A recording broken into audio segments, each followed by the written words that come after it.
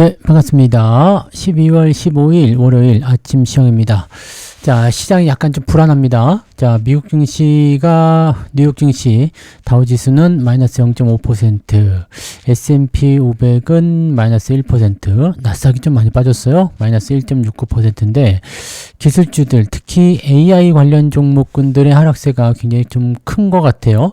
특히 엔비디아가 장중에 3%나 떨어지는 모습이 나타났죠. 네. 포지션도 그렇게 썩 좋지 않습니다. 지금 현재 상황이 그렇게 우호적인 모습은 아닌 것 같아 보여요. 네. 일단은 둥그스름한 모습에다가 추세가 약간 무너진 듯한 느낌이 좀 있죠. 그래서 엔비디아 쪽 움직임이 조금 좋지 않다라는 것을 우리가 좀 참고하셔야 될 것 같아 보이고요. 뿐만 아니라 뭐 AI 쪽 관련한 부분들 낙폭이 좀 큽니다. 그래서 지금 보시면은 뭐 브로드컴이 11% 빠지기도 했었고요.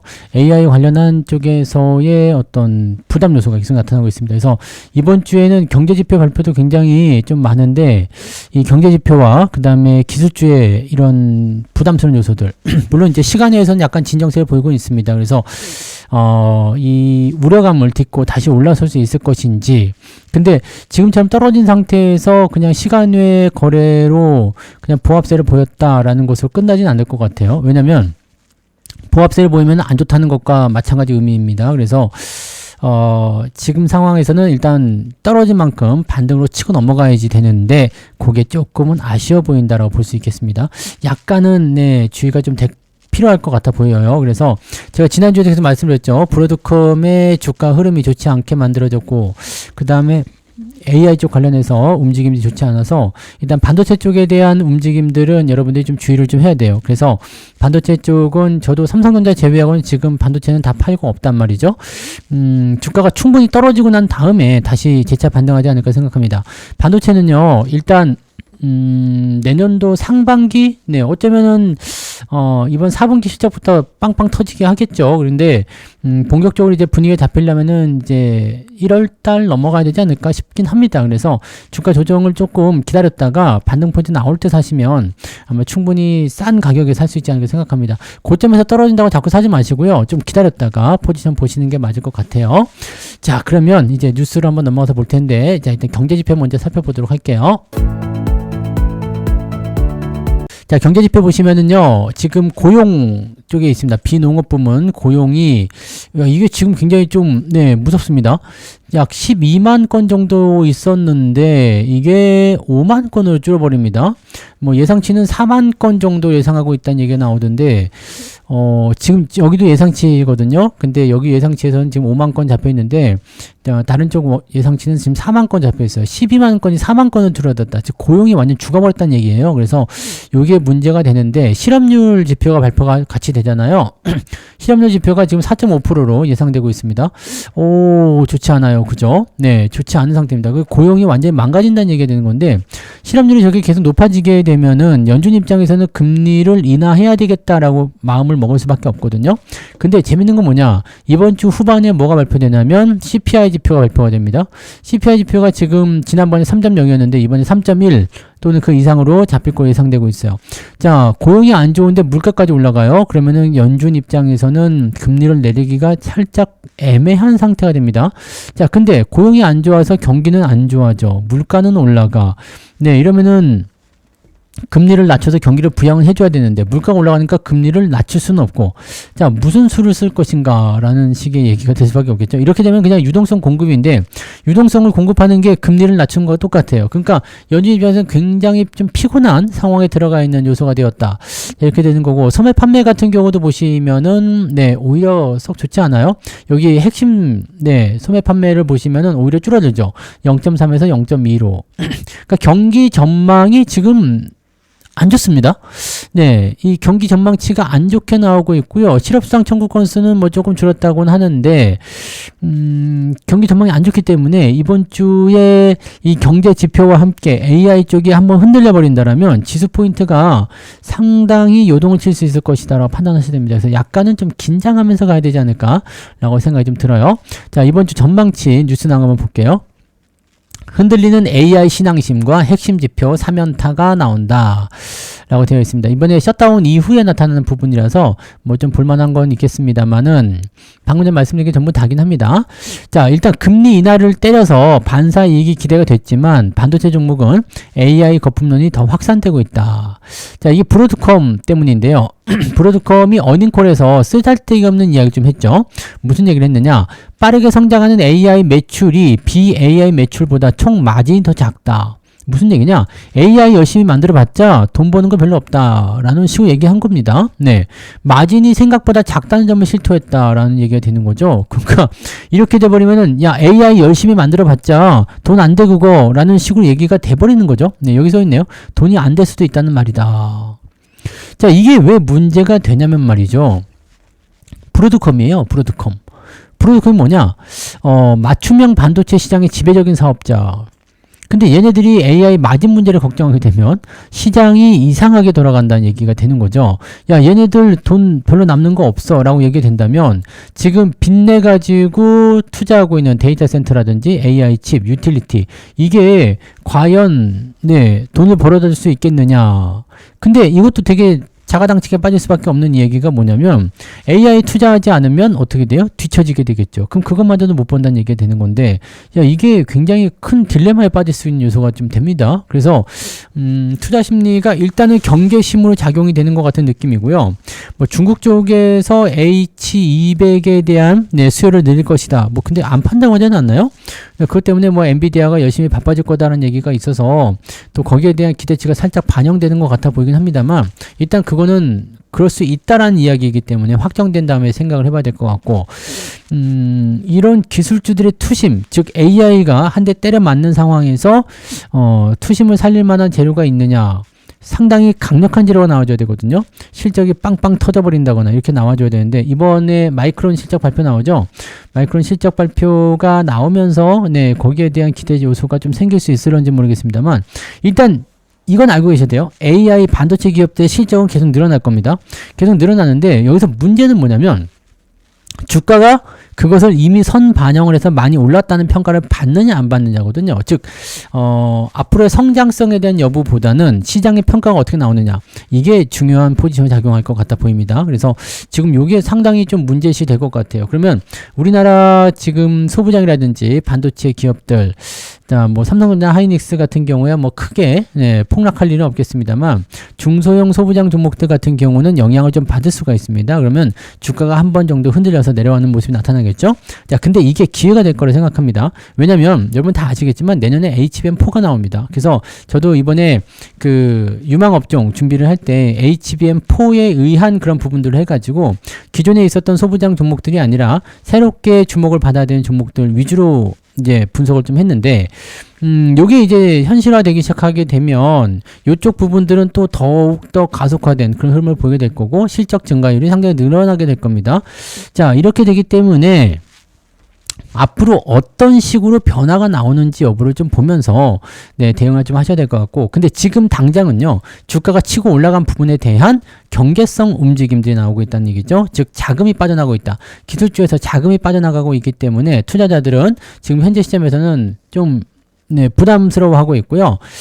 방어적인 업종으로 이동을 하고 있는 모습이 확인되고 있다라는 얘기가 되는 거죠. 그래서 기술주들이 다시 방향을 잡을 때까지는 자금이 계속 빠져나올 수 있다는 얘기입니다. 어차피 다시 올라갈 업종이긴 합니다. 근데 변동폭이 상당히 나타나게 되면 거기에 따른 충격을 피하기가 어려울 것 같다라고 생각할 수밖에 없겠죠. 이러한 내용들이 있다라는 거. 그래서 우리는 이제 기술주가 중심이기도 하고 삼성전자 하이닉스가 꽉 잡고 있는 상황이기 때문에 약간 부담 요소는 있을 것 같아요. 네. 대신에 이제 그 자동차 같은 애들이 좀 받아주면 괜찮겠죠. 뭐 바이오 같은 경우는 지금 네, 코스닥 쪽이 좀 이상해져가지고 애매한 부분이라서 그쪽으로 자금이 안 갈 것 같다라면 그 자동차라든지 또는 이제 조방원 쪽이 또 살짝 올라올 수 있잖아요. 그러니까 그런 쪽으로 좀 수급이 들어오면 시장의 낙폭은 크지 않을 것 같아 보이긴 하는데 살짝 조심해야 되는 거 AI 쪽은 일단 반도체 쪽은 일단 조금 조심하고 넘어가는 게 맞겠다. 자, 그 다음에 뭐 로봇이라든지 이런 것들은 괜찮겠죠. 그래서 뭐 그런 쪽은 큰 문제 없고 자동차 같은 경우도 이제 유럽에서 네, 내연기관 자동차 판매 금지에 대한 부분들을 이제 살짝 밀었습니다. 네, 그래서 내연기관 자동차 판매 금지를 일단 조금 보류한다는 식의 얘기가 나왔던 것 같아요. 그래서 그런 부분들은 일단 긍정적으로 요소로 될 수는 있겠죠. 자, 아무튼 그런 쪽으로는 봐야 될 것 같기는 한데 좀 답답해 보이는 건 사실인 것 같습니다. 자, 근데 이번 주에 경제지표들, 아까 전에 잠깐 보여드렸던 것처럼 CPI라든지 비농업 고용보고서 또는 소매 판매, 그리고 실업률, 이런 거 다 발표가 되는데, 요게 지금 좋지 않을 것 같아요. 특히나 이제 여기 팩트셋이라는 데서 나왔군요. 비농업 고용 부문은 4만 명 정도에 그쳤을 것이다. 이거는 좀, 네, 부담 요소가 좀 있습니다. 실업률이 개판인데요. 그 다음에 여기서는, CPI가 3.1%, 즉, 지난번보다 더 올랐을 것이다. 이 CPI가 3%가 넘는 상태에서 고용이 안 좋아지면은, 이거는 완전 진퇴양난입니다. 네, 뭐, 경기 부양을 할 수도 없고, 안 할 수도 없고, 금리를 낮출 수도 없고, 안 할 수도 없고, 경기 부양은 얘네들이 생각하는 거는 일단 돈을 푸는 것밖에 없거든요. 돈을 풀어서 뭔가를 해줘야 되는데 돈을 풀기는 어렵죠. 그러면 기업들이 돈을 풀어야 되는데 기업들이 그냥 돈을 풀 리는 없고 금리를 낮춰줘야 되는데 금리를 낮추게 되는 것 자체가 네, 골 때리는 상황이 되는 거죠. 자, 지금 요게 네, 상당히 어려운 상황이 좀 됐어요. 그래서 지금 현재 포지션이 살짝 뭐라 그럴까요? 경계심이 조금 확장될 수 있는 그런 단계로 들어가 있기 때문에 시장 분위기 조금은 조심하셔야 될 것 같습니다. 네, 주의하면서 가시면 좋을 것 같고요. 아직까지는 저는 종목을 공격적으로 늘린다거나 그런 형태는 보여주고 있지는 않지만 약간 주의가 좀 필요할 것 같아 이렇게 생각은 좀 듭니다. 그래서 그 내용들 참고를 좀 하셨으면 좋을 것 같아요. 네, 자, 그리고 환율 이야기가 또 있어요. 환율. 원달러 환율이 지금 1480원이 코앞에 와 있다. 자, 1480원은요, IMF예요, IMF. 예전에 IMF 시절에 그 정도 왔었던 것 같은데, 물론 이제 시장 규모나 경제 규모가 크기 때문에 뭐 그럴 수 있다 칠 수 있겠습니다만, 환율이 이렇게 올라가게 되면 못 버팁니다. 네, 물론 이제 수출업체들 같은 경우야 상관은 없겠죠. 얘네들은 뭐 돈 많이 버니까 상관없겠습니다만, 내수가 죽어요. 네, 해외에서 들어오는 원재료 가격이 상승하니까 기본적으로 물건 가격이 뜁니다. 물가가 올라가는 상황에서 환율이 계속해서 올라가면 이게 보통은 환율이 올라갔다라는 부분들은 어떤 의미가 되냐면 경기가 안 좋다는 걸 의미해요. 그래서 경기가 안 좋게 되는 상황이 된다라면 좋지 않죠. 근데 지금 상황에서는 일단 이런 얘기를 하고 있어요. 무슨 얘기냐? 환율이 안 좋은 내용들을 경기가 안 좋아서 올라가는 것이 아니라 자꾸 돈을 달러로 바꿔가지고 해외 투자하는 서학개미 때문이다 이렇게 얘기를 하고 있다고 하는데 그렇게만 얘기하기는 조금 애매하지 않냐라는 생각이 좀 있습니다. 야간 거래에서 장중에 1479.9원, 1480원까지 위협했다고 얘기 나오니까 당분간은 1450원대 이상에서 계속 놀아다닐 것 같죠. 네. 그 다음에 한국은행 총재, 금융위원장, 금융감독원장 등등등등 네, 금융외환 당국 수장들이 이제 긴급 회의를 열었다라고 되어 있습니다. 회의를 열었으면 뭔가 좀 있어야 되는데 회의 결과와 관련해서 구체적인 메시지를 내놓지 않았다. 대책이 없는 것 같은 느낌이 좀 드는데 좀 그러네요. 자, 다른 뉴스 보시면요. 아들 군대 먼저 갔다 오면 안 될까? 이런 생각 들 것 같아요. 예전에 IMF 때도 네, 군대 다녀오면 안 될까 해서 군대 간 애들 많았잖아요. 네. 참 그렇지 않습니까? 네, 이게 좀 슬픈 일이에요. 자, 일단은 뭐 유학이죠. 유학생하고 유학생 자녀를 둔 학부모들의 고민도 깊어지고 있다. 요즘엔 이제 돈을 붙이는 것 자체가 무섭다라고 되어 있는 거니까요. 자, 이게 IMF로부터 구제금융 승을 받은 이후인 1998년 3월 1488원 찍었던 그 시점 이후에 27년 9개월 만에 가장 높은 수치이다.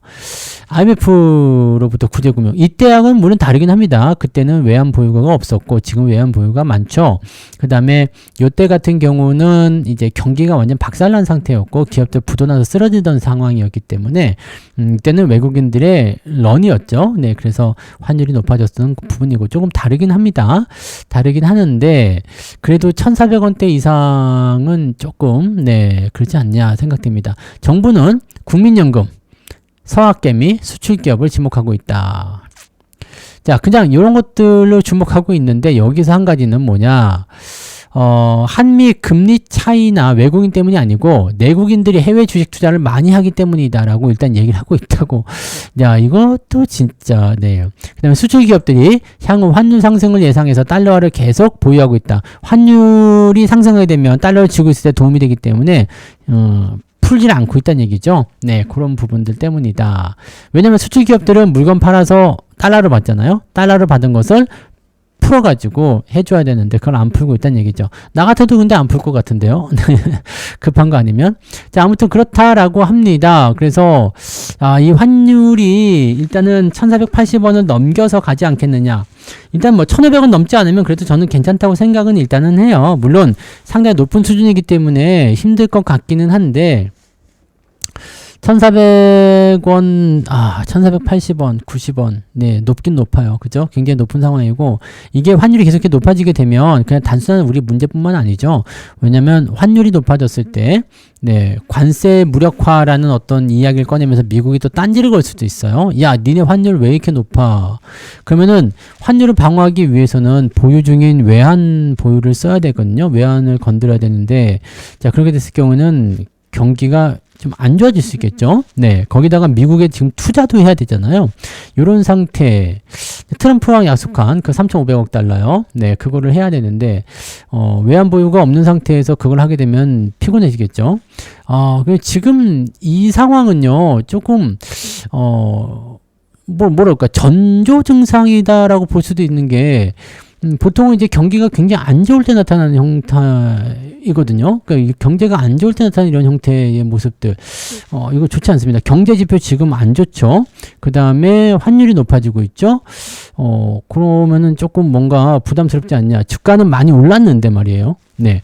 요 부분들은 일단 무조건 낙관론적으로만 계속 볼 것이 아니라, 조금 경계하면서 보시는 게 맞지 않냐라는 생각을 좀 해봐야 될 것 같은데요. 어떻게 생각하시는지 모르겠습니다만, 일단은 환율에 대한 부분들은, 네, 상당히 이제는 조금 그 걱정스러운 단계까지 진입을 했다라고 판단하시는 게 맞을 것 같아요. 1,500원을 넘지는 않을 것 같다 생각은 드는데, 왜냐면 1,500원 넘어가려고 하면 넘을 수도 있겠죠. 일시간에 넘을 수 있겠지만 넘는다고 한다라면 아마도 저게 들어가겠죠.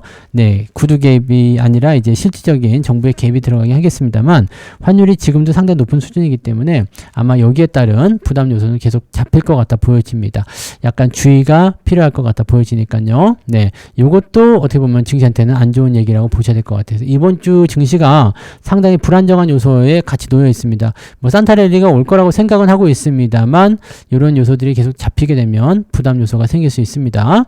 자, 이런 상황에서 하나 더 볼게요. 배당소득 분리과세. 요 막바지 혹시라도 깜짝 배당 나오는 거 아니냐. 요거는 약간 이제 지금 보시면 지금까지 말씀드린 게 시장이 불안하다는 거였잖아요. 근데 배당주 쪽으로 넘어가게 되면 어떤 이슈가 벌어지냐면 안정적인 종목으로 자금이 이동할 수 있는 요소가 좀 됩니다. 네, 만약에 깜짝 배당이 일어난다. 배당주도 대체적으로 안정적인 요소들이 많이 있거든요. 네, 그래서 그런 쪽으로 넘어가는 거 아니냐라는 생각이 좀 들기도 하는 거죠. 자, 연말을 앞두고 분리과세 기준을 채기 위해서 배당을 상향 조정할 가능성이 거론된다. 자, 조건이 있어요. 배당 성향이 40% 이상이면서, 네, 전년 대비 배당금이 감소하지 않거나 배당 성향이 만약에 25% 이상이라면 배당금이 전년 대비 10% 이상 증가해야 된다. 자, 삼성전자의 전망치는 27%예요. 괜찮아요. 그 다음에 전년 대비 배당 성장률은 3.9% 이상 돼서 약간은 아니야. 그래서 분리과세로 들어가려면 배당금을 올려주든지 배당 성향을 높이든지 둘 중에 하나가 돼야 되거든요. 네. 애매하죠? 네. 그래서 삼성전자도 배당 이번에 좀 잘 줘야 되는 거 아니야? 싶은 생각이 있을 수 있다는 얘기예요. 자, 그 다음에 25%를 넘지만 배당 증가율이 10%에 미치지 못하는 기업은 현대차, 하나금융지주, HMM, 삼성 SDS, 그 다음에 한미반도체, 대한항공, CJ 등이 거론되고 있다.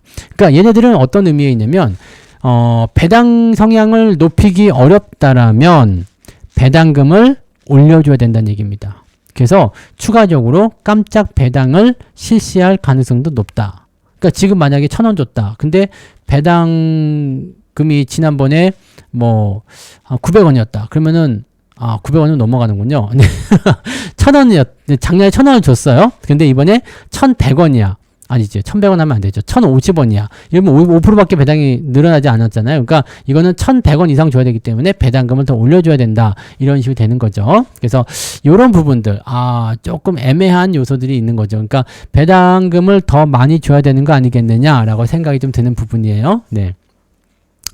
SK와 BNK 금융지주는 배당 성장률은 각각 9% 정도 될 것으로 예상돼서 아마 이걸 넘어가면 분리과세 요소권을 넘길 가능성이 높다. 이 분리과세 왜 중요하냐면, 네, 배당소득 분리과세다라고 되면은 종합소득하고 분리해서 이제 과세를 매기기 때문에 실제로 도움이 좀 되죠. 그래서 작은 금액은 상관없겠지만 금액을 크게 운영하시는 분들 입장에서는 이 분리과세 되는 것이 상당히 좋습니다. 그래서 이렇게 넘어가게 될 확률이 굉장히 높은 거죠. 그러면은 배당소득 분리과세 됩니다, 조건 됩니다라고 얘기하는 종목들 같은 경우는 수혜를 받을 수 있는 반면에, 왜냐하면 자금이 쏠릴 수 있잖아요. 근데 그렇지 않은 것들은 자금이 오히려 빠져나갈 수도 있겠죠. 그러니까 그런 것들이 나올 수 있습니다. 네, 자, 배당성의 40%가 넘는 기업은 전년 수준의 배당금만 유지해도 분리과세 혜택을 받을 수 있지만, 배당금이 만약에 줄어들게 되면 배당소득 분리과세가 나올 수가 없어. SK텔레콤, 강원랜드, 한전 KPS가 여기에 해당된다고 되어 있는데, 강원랜드처럼 이제 실적에 따라서 또는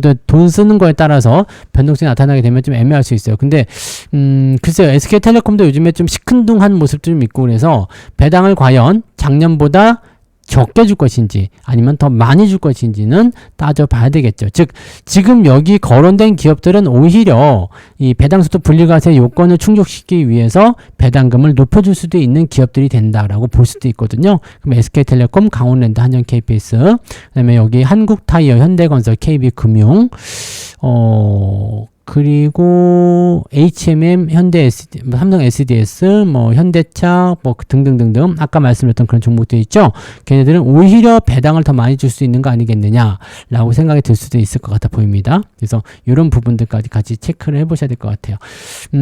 배당주들이 관심을 받거나 이렇게 돼버리게 되면, 네, 이제 공격적으로 치고 올라가는 그런 종목군들의 움직임이 좀 안 좋을 수 있겠죠. 일단 미국 증시 상황이 별로 안 좋게 끝났고, 네, 경제 지표에 대한 불안 요소들이 있기 때문에 아마 오늘 우리 증시는 조금 요동을 치면서 시작할 것 같죠. 변동성을 조금 확장할 것 같으니까 거기에 따른 주의는 조금 하시면서 가시면 좋을 것 같습니다. 그래서 월요일 아침이니까요. 네, 너무 서두르지 마시고 조금 천천히 시장 보면서 대응하실 것을 권장해 드리고요. 조금 있다가 9시에 무료 방송이 있잖아요. 네, 무방을 통해서 또 시장 상황 보면서, 네, 시장이 안 좋으면 욕도 좀 하고, 네, 그러시면 어떨까 생각됩니다. 자, 그래서 오늘은 여기까지 이야기 해드리고요. 이따가 9시 무료 방송에서 뵙도록 하겠습니다. 오늘도 파이팅 하시고요. 좋은 하루 보내시기 바랍니다. 고맙습니다.